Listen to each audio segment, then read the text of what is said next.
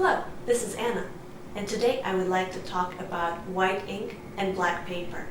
White ink looks amazing if you get it just right, and mediocre if you don't. How can you make sure that you always get it right? Today, I'm going to try 8 different white inks and 8 black papers to find out if there's an amazing ink or an amazing paper that always works. Here are the papers I will be writing on. As you can see, they all have slightly different color, including one which is indigo, and they have different surface textures too. Starting at the top left, I have Canson Edition Black, Vellon BFK Rives Black, Somerset Printmaking Velvet Black, Stonehenge Black, Canson Meathant Stygian Black, Fabriano Tiziano Indigo, Arches, also known as Arches, Covered Black, and Strathmore Artigan Coal Black. My 8 white inks are Hydrus Watercolor Titanium White, McCaffrey's Ink Ivory, Moon Palace White Sumi, Bleed Proof White, Ziller Northwind White, Pen White, Golden Acrylic High Flow in Titanium White, and Winsor & Newton Gouache Permanent White. I will be using a pointed Zebra G nib and a broad edge 2mm Browse nib to test each paper ink combination. The first ink I'm going to try is Dr. P.H. Martin's Hydrus Watercolor. I can already tell it is not going to be my favorite. The hairline strokes bleed too much. Trying it on the Vellon BFK Rives, I can see some issues as well. The paper itself is too rough to use with a pointed pen, and the ink bleeds a lot. I cannot say this ink looks great on any of these papers. It looks okay on some of them, but I am not particularly impressed. It doesn't work well with a broad edge nib either. It bleeds too much, making crisp hairlines impossible. Still, I'm going to try it on each of the papers to make sure I'm not missing out on one that works well. The next ink is McCaffrey's Ivory. It is a beautiful off-white color. It works nicely with a pointed pen, although the paper itself is very rough and the pointed nib keeps catching the fibers in it.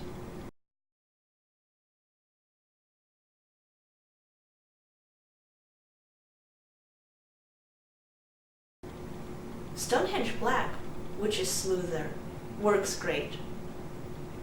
The Meathant paper, unfortunately, is not as good. The surface feels slippery and does not allow for nice hairlines. On the other hand, the Indigo Tiziano paper, which looks pretty similar in texture, works great. Next up is Ziller ink, North Wind White. It is a nice ink as well. It has good flow and creates sharp hairlines. Then, I'm going to try the Moon Palace White Sumi ink. I didn't realize this, but this ink does not handle shaking well. It creates a lot of bubbles, and they take forever to pop. The next ink is Bleed Proof White, which needs to have some water added to it. After that, the Pen White. Both inks are very nice. They have an opaque white color and produce crisp hairlines. They work great with both the pointed and the broad edge nibs. Finally, I'm going to try 2 more inks, Golden High Flow Acrylic and Winsor & Newton Gouache. This is what all of my papers look like at the end. Now, it is time to talk about what I have learned. Out of my 8 paper samples, 3 had the best black color. These were Vellon BFK Rives Black, Stonehenge Black, and Strathmore Artigan Coal Black. Stonehenge Black was also my favorite surface to write on, followed closely by Canson Edition Black. An honorary mention goes to Fabriano Tiziano Indigo. The color is beautiful, and the surface works well for both pointed and broad edge nibs. Predictably, the rough papers did not do so well with the pointed nib. However, the ink quality was very consistent across the different papers.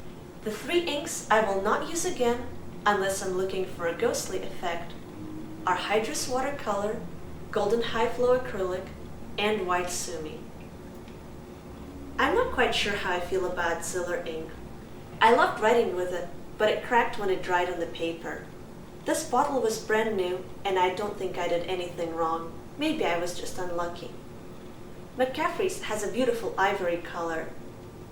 It is also the only ink out of the 8 I tried that looks glossy when dried. It could be a little more opaque, but I would still use it. Finally, my favorites: bleed-proof white, pen white, and white gouache. Gouache requires a bit more work to get the consistency just right, and for some reason it kept rolling off my pointed nib, making it hard to use. However, it worked very well with a broad-edged pen. There is not much difference between bleed-proof white and pen white, and both are excellent. They have dense opaque color and work equally well with both nib types. I have a slight preference for bleed-proof white, but would be happy to use either one. I hope this video helps you make a more informed choice next time you're using white ink on black paper. Mine would be Stonehenge black paper and Dr. P.H. Martin's bleed-proof white ink.